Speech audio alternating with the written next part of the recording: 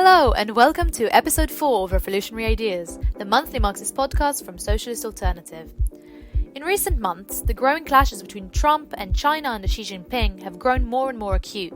With the threat of further conflict and even war on the horizon, it will be more important than ever that Marxists come to grips with the situation.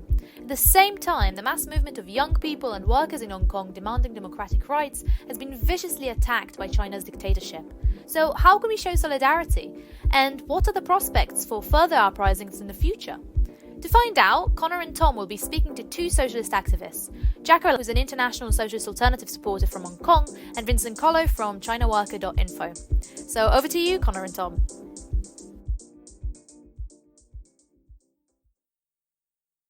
Okay, so we're joined here today by Jaco, who's a member of ISA from Hong Kong, and Vincent Kolo from chinaworker.info. Thanks for coming along today to discuss. So on June the 30th, the Chinese dictatorship imposed a new national security law on Hong Kong. I was wondering, Jaco, if you could maybe tell us a little bit more about what this law means, and does it spell the end of the mass democracy struggle that took place in Hong Kong last year? The Chinese government imposed this national security law in Hong Kong, which is a biggest attack on the democratic right in Hong Kong since the handover. And this is a retaliation to the huge mass movement in Hong Kong last year, and the attempt of the CCP regime is to smash any opposition voice, and they think that they can do it to suppress any opposition voice permanently. And so because they cannot tolerate any mass movement in Hong Kong that can spill over to mainland China, and because this can pose a threat to the ruling of the regime. And now after the law is passed, there's already a lot of shocking political attacks on different aspects. This includes the biggest opposition newspaper. The office was raided by the police, and the boss of this newspaper was arrested and charged with national security law. And also a lot of elected legislators from the Liberal Pan-Democratic camp were arrested.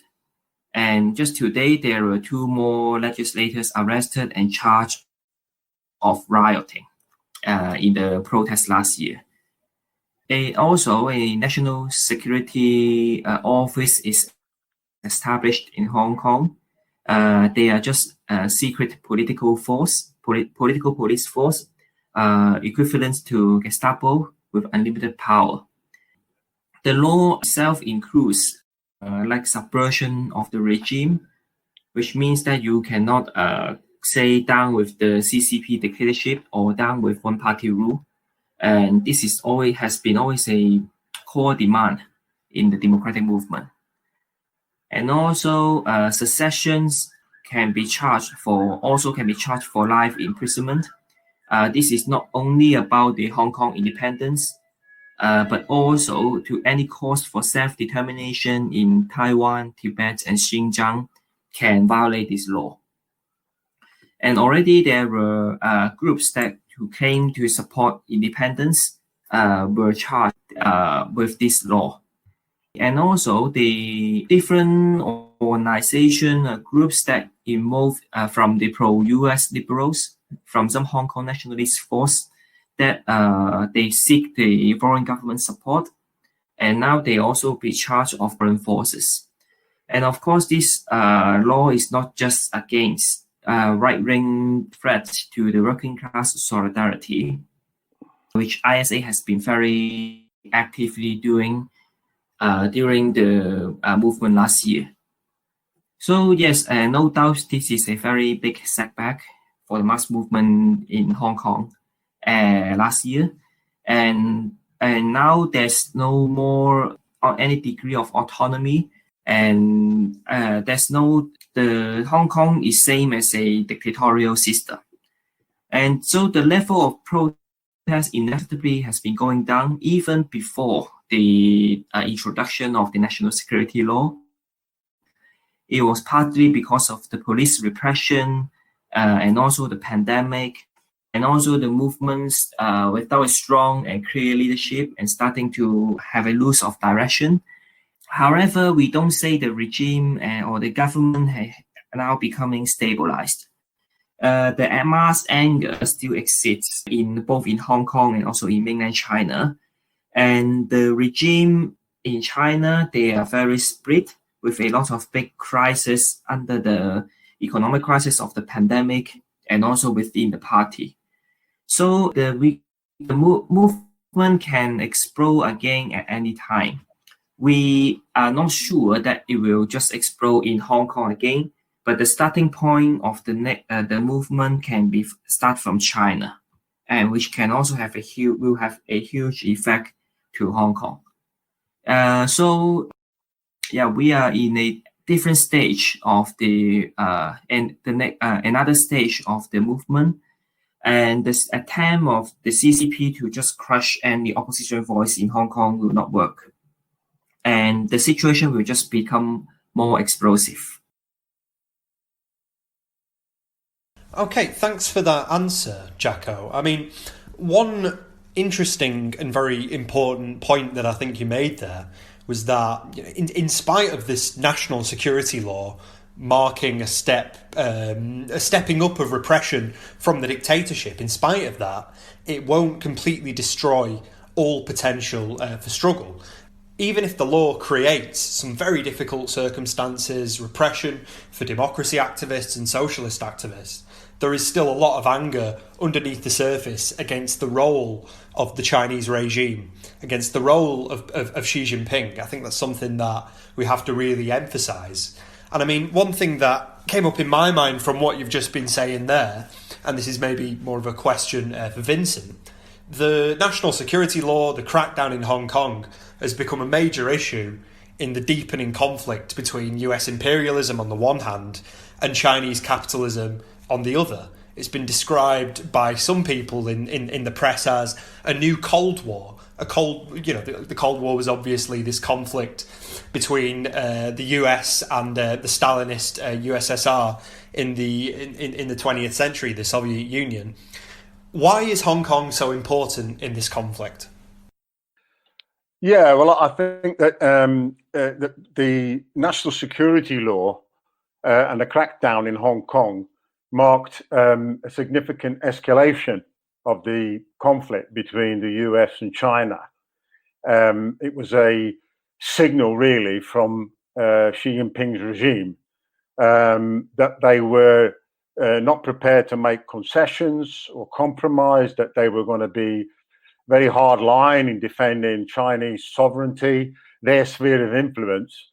And it was therefore, from a symbolic point of view, it was a kind of power play by Xi Jinping, aimed at the US, aimed at the Trump administration, but also aimed at the masses in China, where the economic crisis, the social crisis that's been aggravated by the pandemic means that the CCP regime is quite worried now about the danger of a repeat, really, of the Hong Kong protest movement, but on a much bigger and a much more, for the regime, much more dangerous level with a movement in China itself.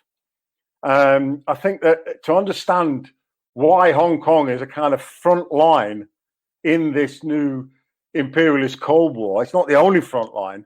There are other flashpoints such as Taiwan, the South China Sea, where there is a increasing naval rivalry that could trigger a conflict between the US and China, or between proxies of the US and China.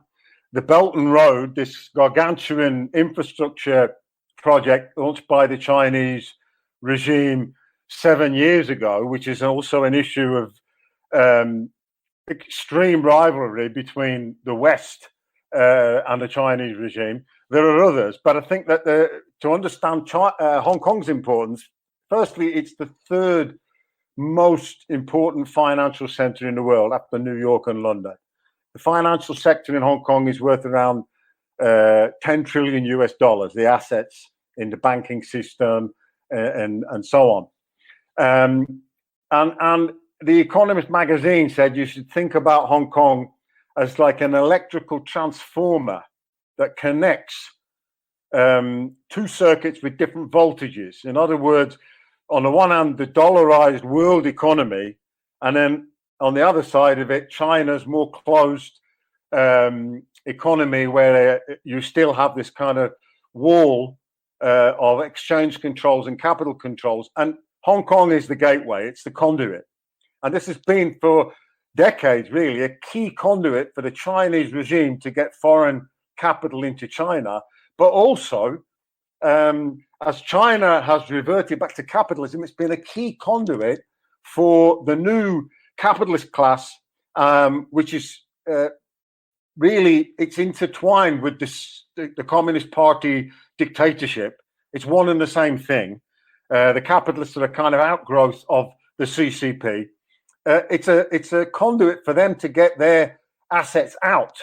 Really, we could say that Hong Kong as an economy is just a giant money laundering center, but it's played a crucial role because China is the second biggest exporter of capital. It's got the second largest stock of foreign direct investment after the US globally.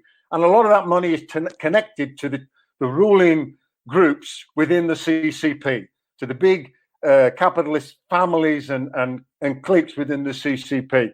So what we're seeing now with this polarization between the two major powers in the world is the beginnings of a financial decoupling, following on what was the decoupling over trade and supply chains that we saw with the trade war of over 2 years ago that's still going on.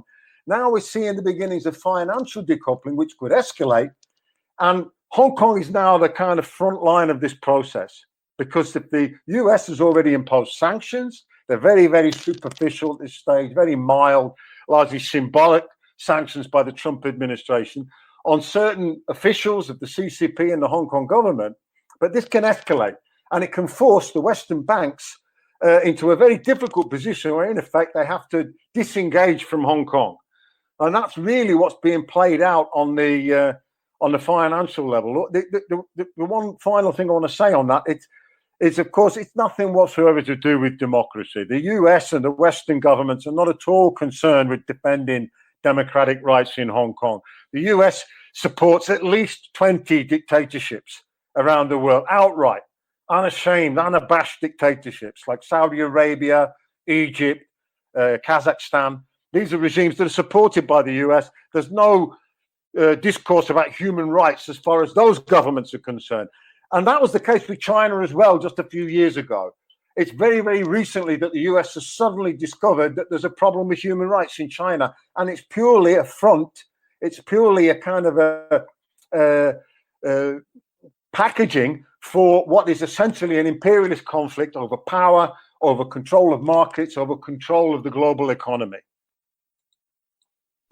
Yeah, thank you, Vincent, for outlining some of these processes that are going on in this conflict.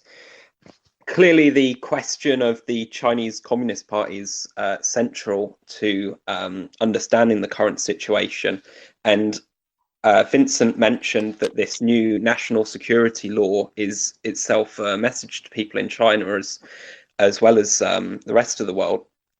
And also that the actions of the Chinese regime itself in Hong Kong being actually more related to a crisis that's taking place in China itself, and even a crisis within the party. So I was wondering, maybe, Jaco, if you could go into this in a little bit more detail. The Communist Party, they very fear that the movement in Hong Kong can inspire the mainland Chinese people to protest and to have even a more larger and also a protest that can cause deeper crisis for the regime. And that's why they spread massive propaganda last year, and now to attack the movement in Hong Kong as being anti-China, pro-US, and or separatist. And because their audience is mostly the mainland Chinese people, because they don't want the movement in Hong Kong, and that's among the mainland Chinese, and it will spread with a chain reaction. And this also explains why they cannot make significant democratic concession to the situation in Hong Kong, because they are afraid that this will set an example, and that will encourage the people in mainland China. They will also have similar demands to challenge the dictatorship. And that's why the movement in Hong Kong itself cannot defeat the regime. Although it was very huge, it was very heroic and sacrificing. But the Carrie Lam government last year was not toppled down, although it was paralyzed and in a deep crisis. But there were many times that it was the Beijing government behind the Hong Kong government that saved the government. And that's why the core of the power, of course, it is in Beijing. Xi Jinping wants to impose the national security law and the repression because he wants to consolidate his own position.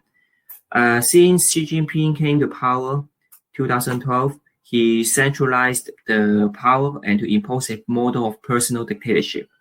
And that's he wants to, because this is the only way for a dictator like China to solve the domestic crisis. Because they think by centralizing the power, they can have a stronger grip of control on the local governments. And while the local governments more and more, they violate, they are not cooperative with the central governments on economic policies. And also he wants to attack the rivalry faction within the party. And now, especially now, there's a big split within the CCP. The rivalry faction of against Xi Jinping thinks that he creates so much trouble to hardline on Hong Kong and also to US, and also this undermines the foreign interest, the interest of the CCP elites in foreign countries. And that's why he there's a if Xi Jinping the only response by that with his repression, it is also send a strong signal in China that this is the only way. This approach is the only way that to do things. And if Xi Jinping now try to make concession, it will be huge damage to his authority. It is like he admits that he made mistakes over the past year on how to rule. The situation in Hong Kong is just a reflection of the crisis in China and also within the Communist Party. There was one thing that I found interesting in what you said just then, Jaco, and that was when you mentioned the issue of the internal situation inside the Chinese so-called Communist Party. Of course, we would say it's not communist, it's a thoroughly capitalist party. But Xi Jinping and his propaganda machine always tries to put out this image of the CCP being perfectly united. It's what we're led to believe a lot of the time.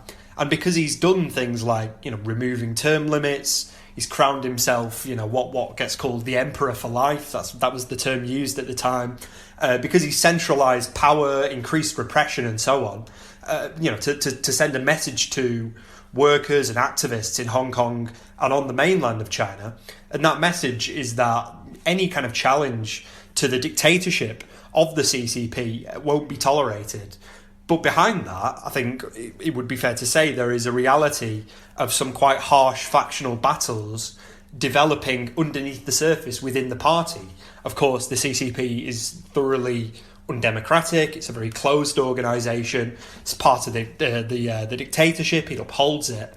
But maybe Vincent might want to go into this issue as well a little bit, because if these internal problems exist in the CCP, what does that mean for the regime? How numbered are its days? Yeah, I think that the Cold War between the US and China, which is the defining feature of our period of world relations at the present time, which in turn has been enormously accelerated and aggravated by the pandemic, where the whole issue of blame for the coronavirus and who will be the first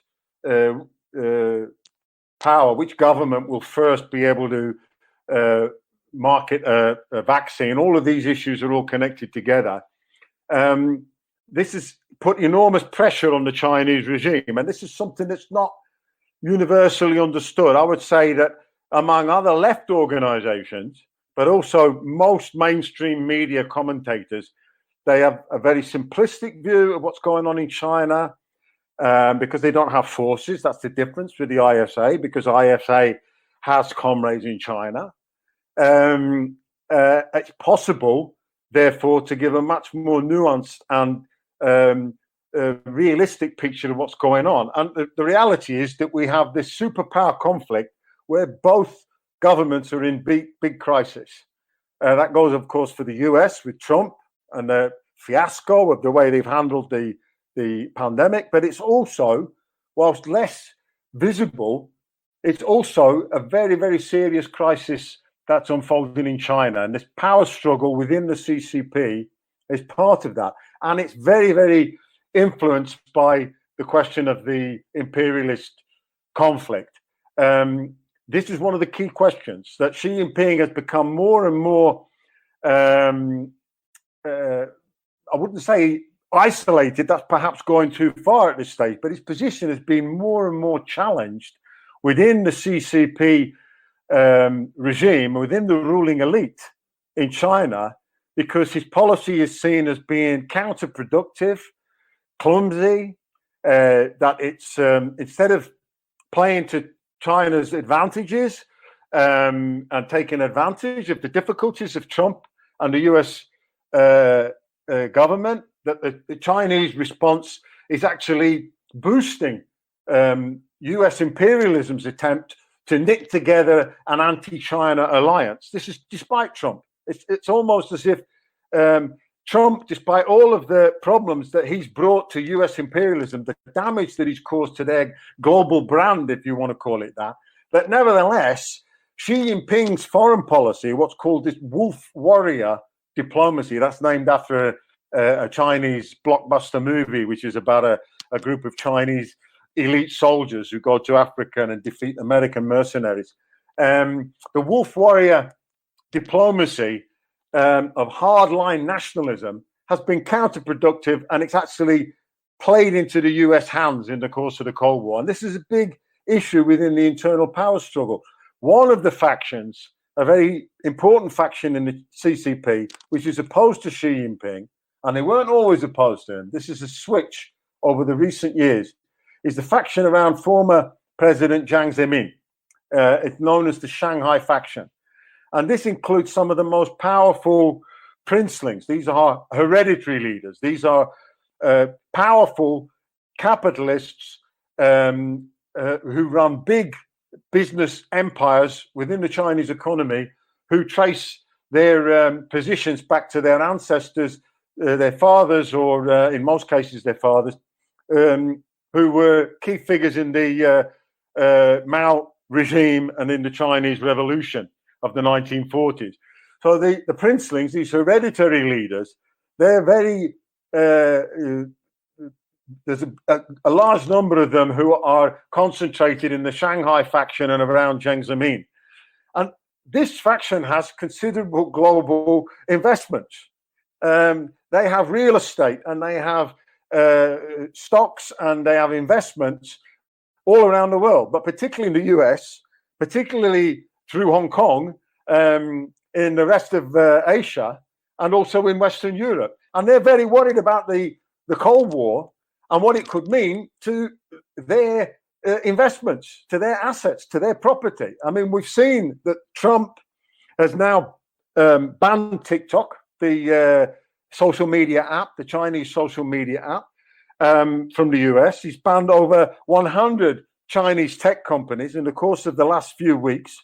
And Huawei in particular, which is a very important company, which is the flagship of China's 5G technology, effectively a death sentence has been served on the company by the policies of the Trump administration, saying that, or ordering that no US company is to sell semiconductors or software to Huawei. So the anti-Xi faction, there's also material basis for their opposition to Xi Jinping's position, because they feel that their own investments are at risk. Now, that's not that.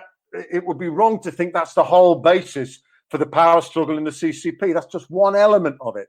But there is a feeling amongst growing sections of the CCP hierarchy that Xi Jinping's rule is now endangering their position, endangering the continuation of the regime, that actually he is paving the road for either war or revolution or both. And that's why there's a growing momentum to try to block Xi Jinping.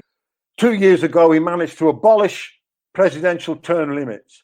He pushed through a constitutional change, which was a kind of took the whole of the CCP elite by surprise. He pushed it through, meaning that, like Vladimir Putin in Russia, Xi Jinping can continue to rule after his second term is concluded. And the idea, therefore, is that in 2022, Xi will get a third term, and then he'll get a fourth term, and he'll continue ruling into his 80s.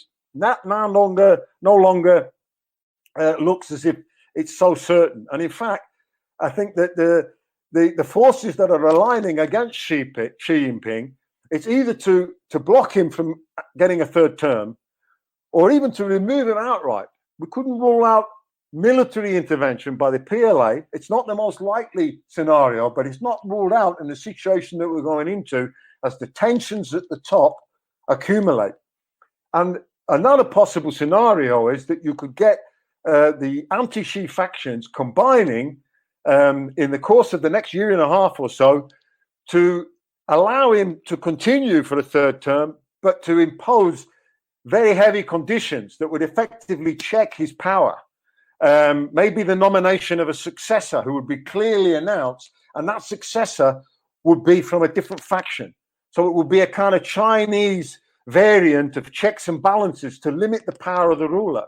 And this is why, by the way, we said, and we were alone in that, the ISA were the only people who said when Xi Jinping abolished term limits, that this is not actually a sign of strength.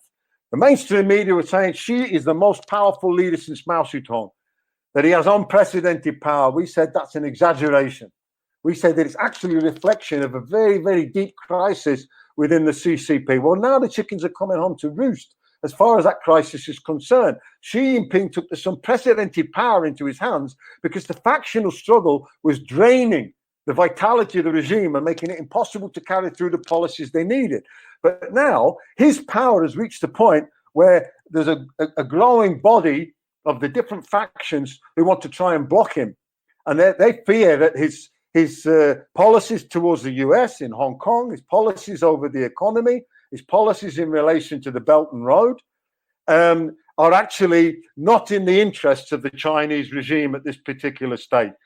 And it's unprecedented, not just since 1989.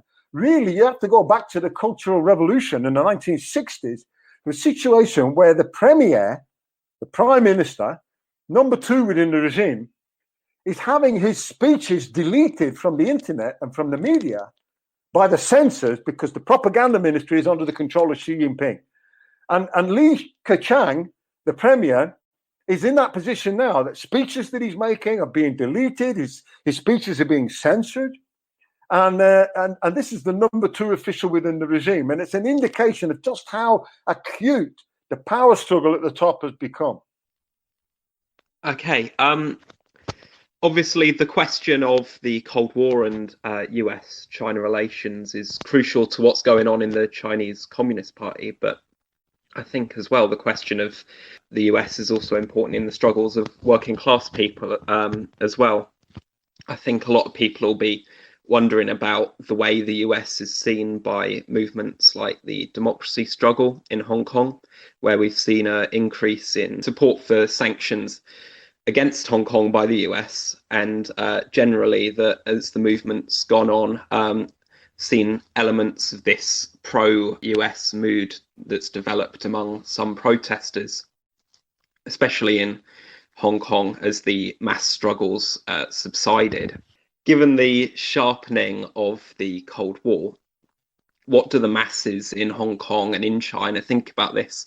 Does it represent the broad mood of the masses, and what effect might that have on the struggle? And also, are there any differences between workers in China and in Hong Kong on this? Maybe Jaco can talk about some of these things.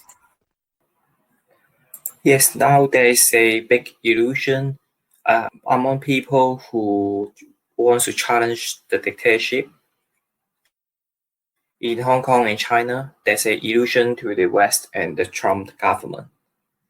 And especially in Hong Kong, because the protesters think that they have tried everything from like peaceful marching to anarchistic vandalism to strike action. And they think that now there's still no change of the regime.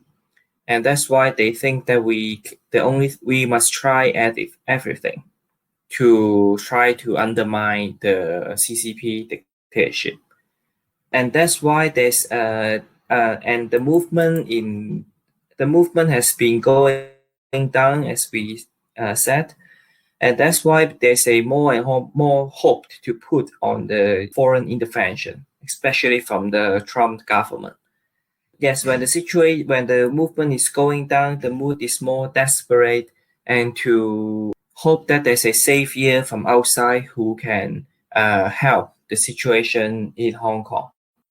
And we at the end of last year already we could see there were like tens of thousands of people in a rally who raised American flag or British flag to try to get support, because there's a further escalation between the China-US conflict.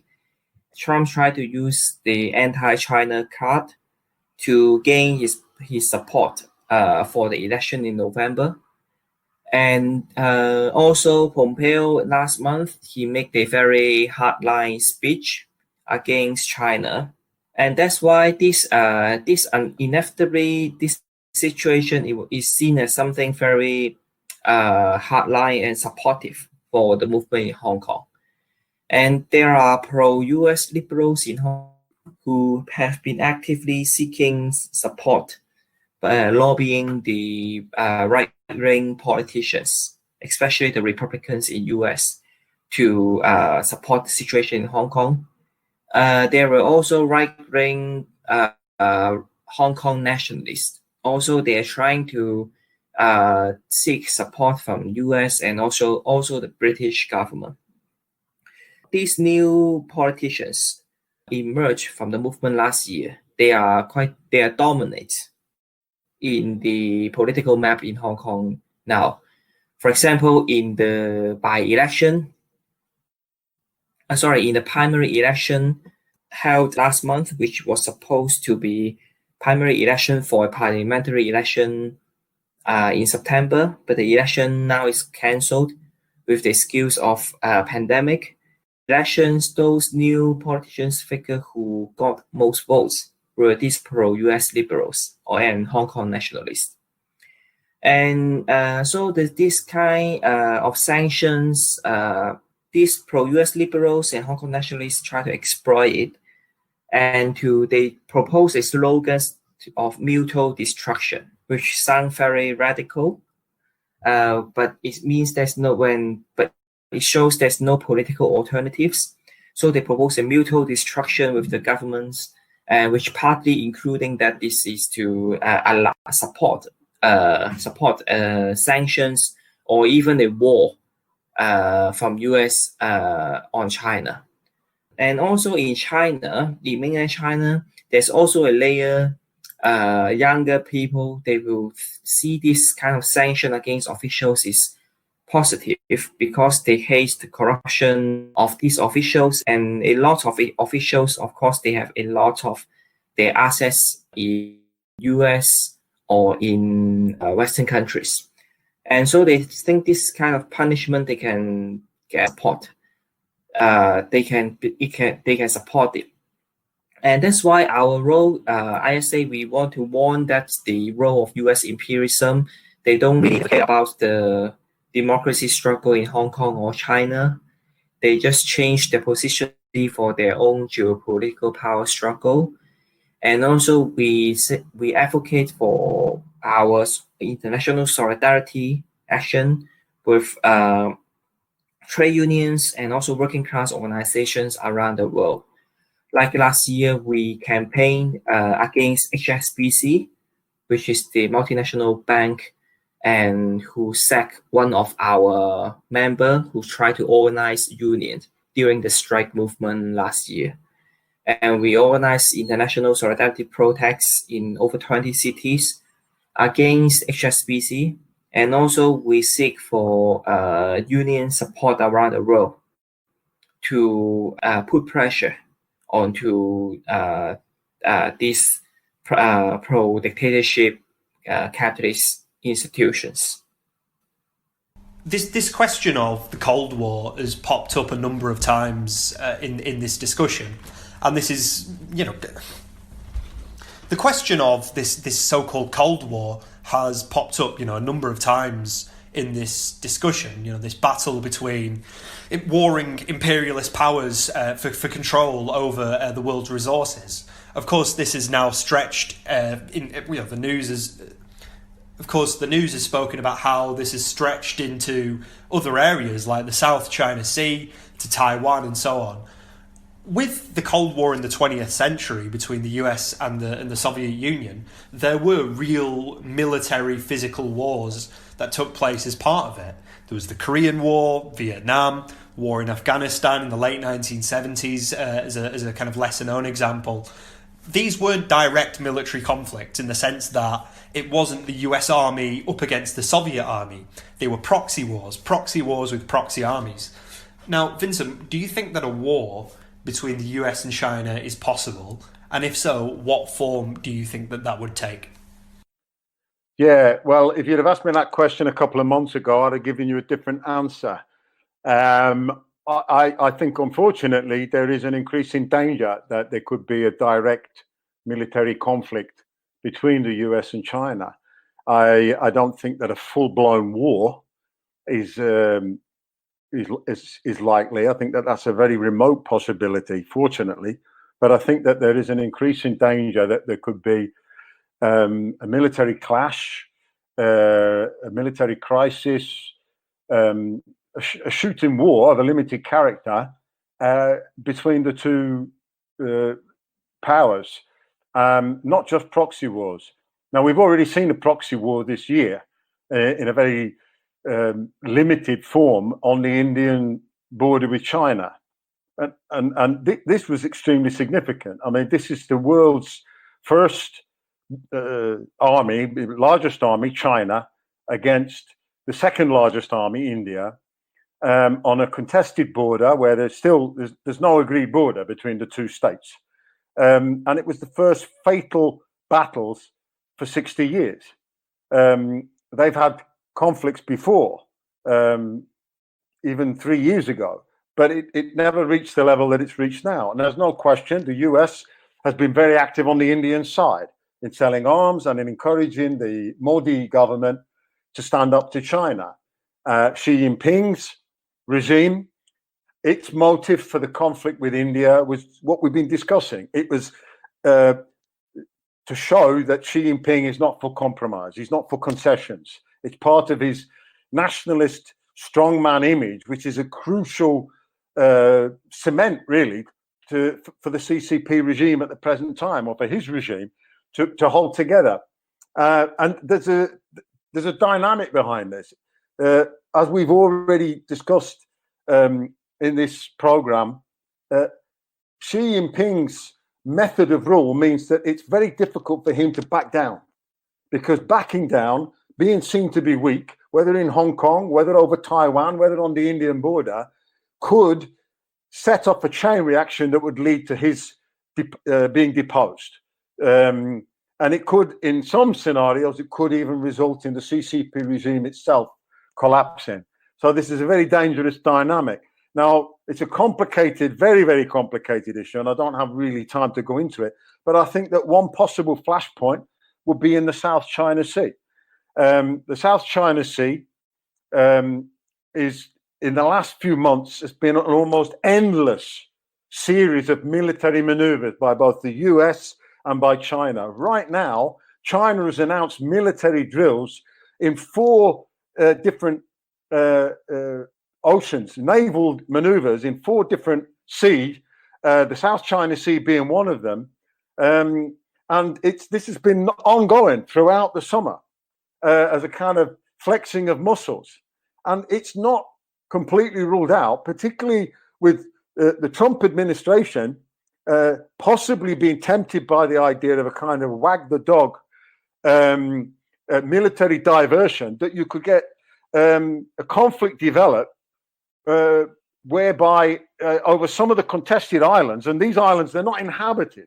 This is why it might appeal to some military strategists. They're basically lumps of rock in the sea, where China's claims could be challenged by the US, not acting directly, but by backing up the claims of other claimant states like the Philippines or Vietnam. But that in turn could lead to a kind of naval standoff. You have to think about what happened in 1962, really, the Cuban crisis, whereby both the US and the Soviet Union went really to the brink before backing down from a conflict. And something similar is not ruled out. So it's a very, very dangerous dynamic at the present time. Yeah, the possibility of an armed imperialist conflict is obviously very worrying. So thanks for going into that. I think it's also worth talking about the economy. So I've got another question for you, Vincent. And the impression you get, at least when you look at the mainstream media, is that China's economy has had this kind of miracle recovery. It's rebounded really quickly from the COVID crisis, at least when you compare it to the deep recessions and depressions that we're seeing develop in the economies of Europe and America and so on. But what's the reality in China? Is that an accurate picture? Is the Chinese economy performing better? Has it had this miracle recovery or not?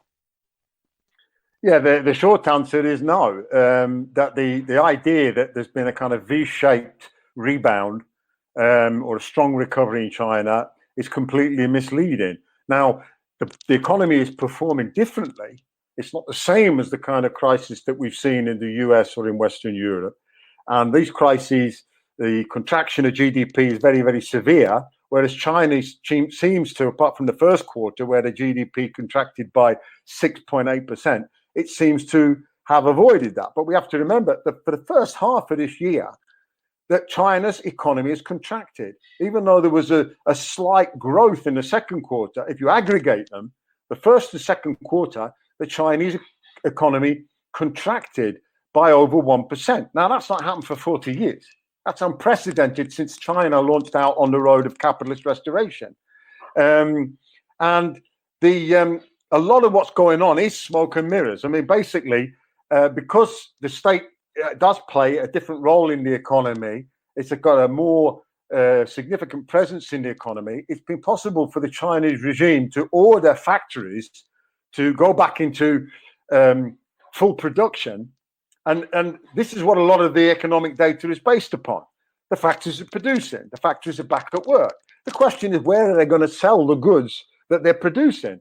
Because clearly the imperialist conflict, the Cold War, and the growing protectionism, as symbolized by the Huawei conflict now, with Huawei being shut out of more and more markets as a result of the US campaign against Huawei.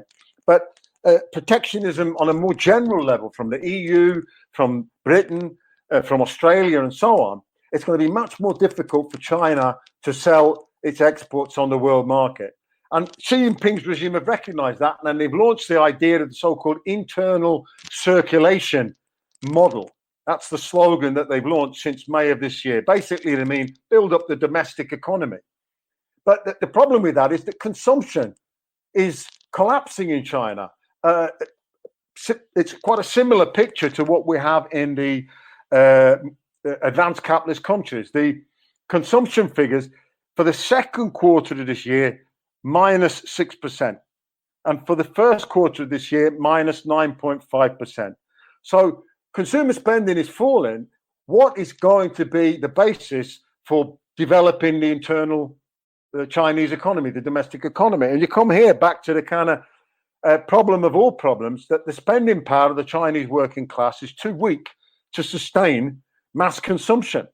The Financial Times reported a survey just a few days ago from a Beijing consultancy that showed that the people in China who are earning 300,000 yuan a year, that's around 33,000 pounds per year, they've had a slight increase in their income in the second quarter of this year. But everybody else below that level has had a fall in income, and the biggest fall is for the poorest layer, those earning less than 50,000 yuan or less than 5,500 pounds per year. They've lost the most. This is in a society with no welfare safety net, or almost none. There's no unemployment benefit.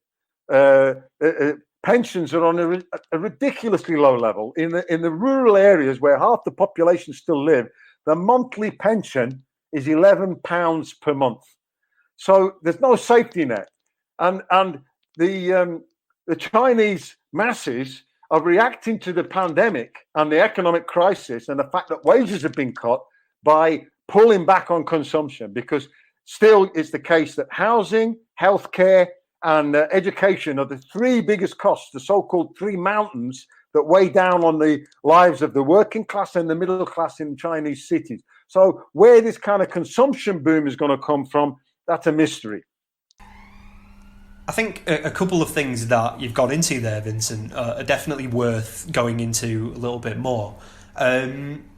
You know, on the one hand, obviously, China and the Chinese regime attempts to project an image of performing very, very well economically, trying to say that the pandemic hasn't actually negatively affected China's economy, you know, that the Chinese economy has bounced back in a V shape very quickly. We would stress as socialists that the reality beneath the surface is actually very different, that there are these rumblings of economic crisis waiting to boil over. And you spoke about how the working class of China faces a situation where it doesn't really have a social safety net, you know, no real welfare state, as we would put it over here in Britain.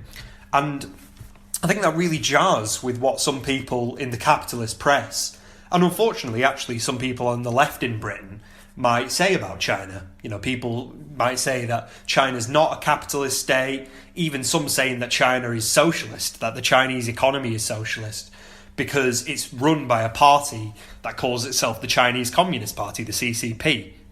Maybe Jaco might want to give some thoughts on this, actually, because we hear about how China has supposedly lifted millions of people out of poverty. How true is that, Jaco?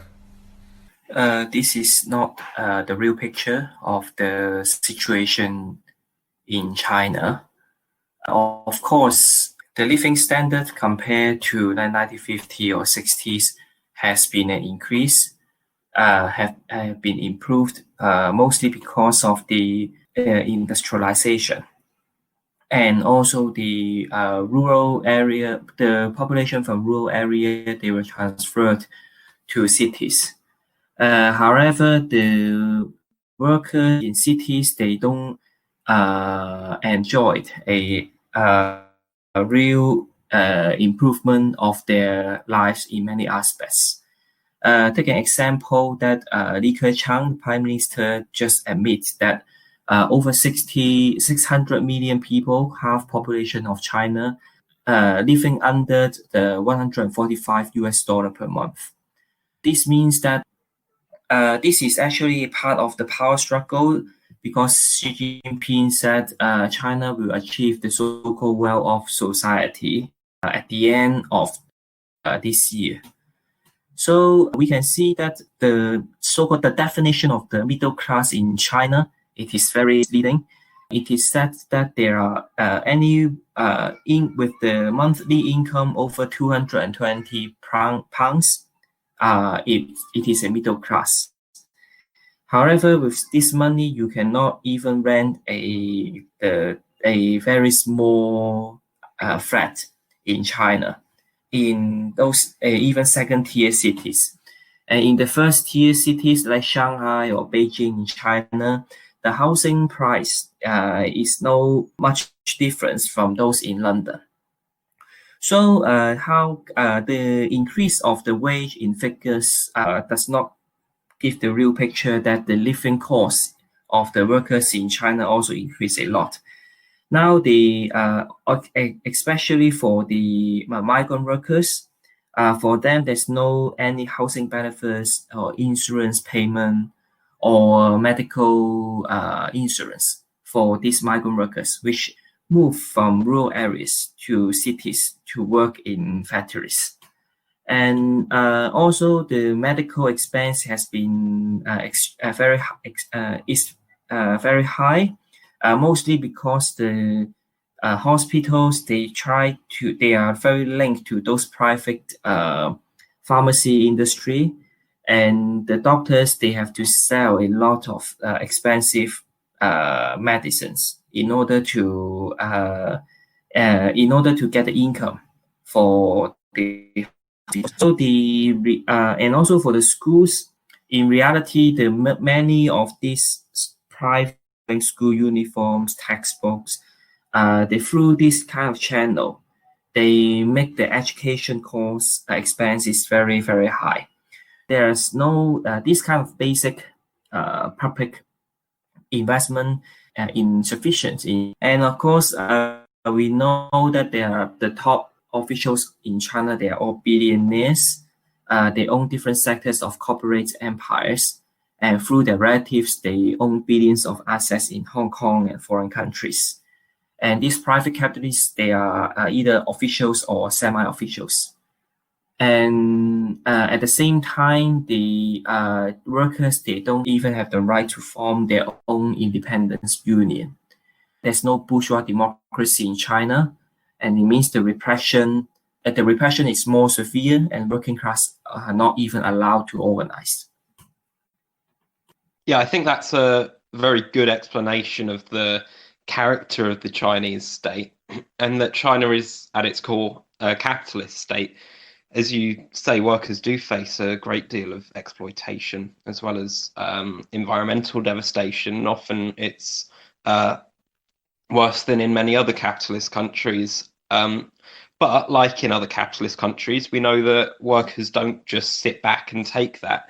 They have a tendency to get organized and fight back. So again, Jaco, maybe you can tell us a bit more about workers' struggles in China, a bit about maybe the political mood and the temperature of workers and young people there. And given some of the examples of struggle that we've seen over the past few years there, is there any potential for a mass movement to break out in China like we've seen in Hong Kong? There's a temporary downturn of the mass struggle workers movement in China because of the pandemic, and it created a social panic. And also the factories were not operating in the first half of the many months of the first half of the years. And however, the problem of unemployment is a really very alarming for the government. And that's why they are forced to deal with it now. However, they will not be able to create enough jobs in order to deal with the problem. There will be a record high of the university graduates with 8.7 million. students graduate this year. So, and then they less than half of them they can find a job last month. So this will be a big problem for the regime, and the workers and the youth, they feel that there's no future. The strike action, it will happen again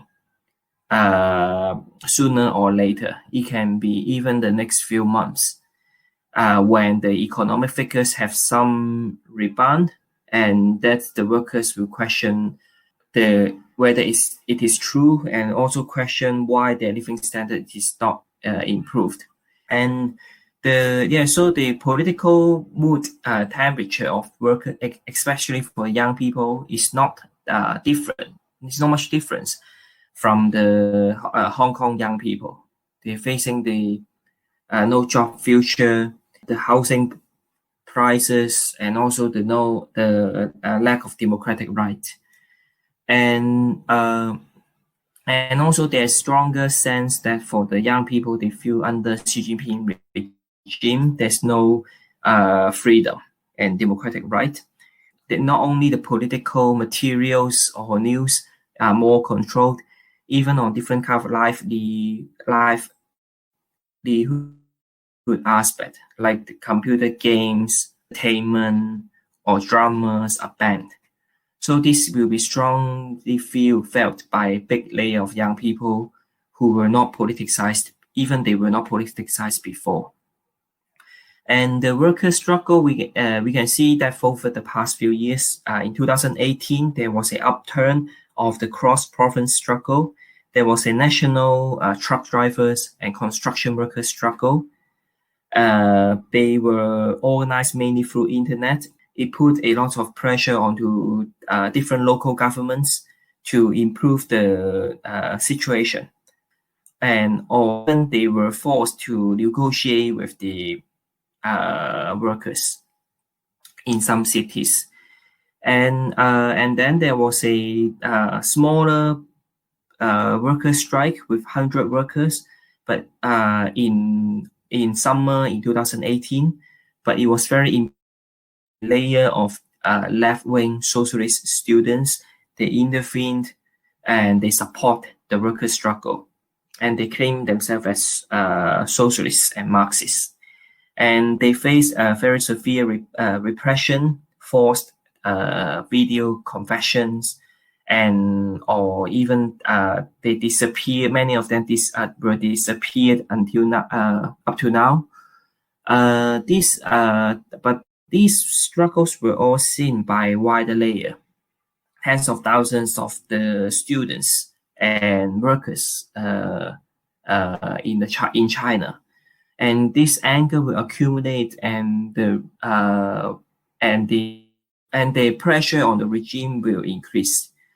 So there's a potential of the Hong Kong style mass movement breaking out in China, and we need to understand that it can come from like nowhere. We can see the movement in Hong Kong last year. It broke out of a very big deep downturn of the mass movement before the summer last year. But when it broke out, it just came in a very sudden way. It is same as the struggle now in Thailand or in Belarus. That under this kind of global crisis and the poor situation for workers and youth, it can break out at any time. Yeah, some very important points have been made there. I mean, particularly in that point that you made about how even when class battles, even when struggle seems like it's at a relatively low ebb, at a low kind of a low amount, that can be reversed dramatically in a way that even surprises ruling regimes, not just in China but around the whole world. I think the situation in Belarus is a very good illustration of that. Actually, that you have workers amassing on the streets, taking strike action in a way that the dictator Lukashenko would never have imagined. there is going to be an inevitable resurgence of struggle on the Chinese mainland. I think we all agree on that here. And it will be important for socialists around the world to show solidarity with the working class of China fighting the CCP dictatorship when that happens. I mean, one final question that I kind of want to throw out there before we bring this episode to a close, a question for Vincent to come in on maybe. I mean, Jaco just mentioned the level of censorship, the Chinese state control over the media, over entertainment. It's very kind of like an Orwellian kind of situation.